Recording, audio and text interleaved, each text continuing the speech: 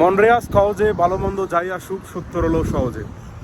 তো নভেম্বর মাসটা আমার খুব প্রিয়, নভেম্বর থেকে ডিসেম্বর মাসটা। বাট একটা ব্যাংকিং সংক্রান্ত জটিলতার কারণে পুরো মাসটাই খারাপ হয়ে গেছে। 5 তারিখ থেকে শুরু হয়েছে, এখনো পর্যন্ত স্টিল সমাধা হয় নাই আর কি। তো এটা নিয়ে অনেক সমস্যা আছে আসলে। আজকে বলছিল লাস্ট 23 তারিখে সমাধা হবে, আজকেও হয় নাই।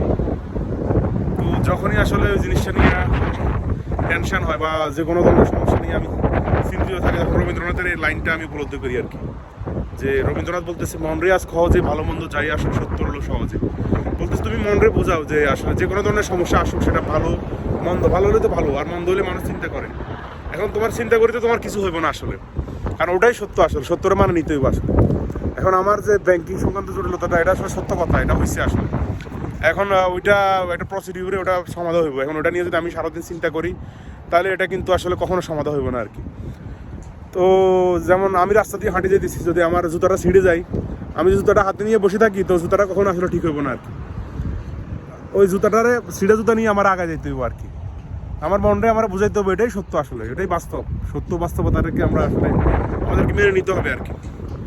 তো এই মেসেজটা জাস্ট একটু দেওয়ার জন্য এখানে আসলাম। এই জায়গাটা আমার খুব প্রিয়, যারা আমার সাথে প্রথম থেকে কানেক্টেড আছে তারা জানে এটা পার্ক আর কি।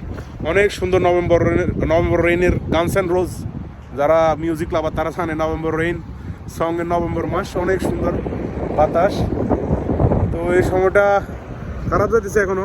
ওই সংক্রান্ত জটিলতা, ব্যাংকিং সংক্রান্ত যে জটিলতা আছে, ওটা যদি সলভ হয় তাহলে ইনশাল্লাহ আবার ঠিক হয়ে যাবো। হোপ ইট উইল কিউর সুন ইনশাল্লাহ। এই হচ্ছে অবস্থা। আশেপাশের পরিবেশটা অনেক সুন্দর, এটা দেখায় অনেক বাতাস হতেছে।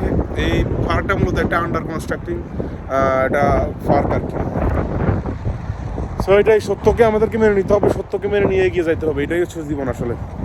তো ইনশাল্লাহ দেখা যাক কী হয়।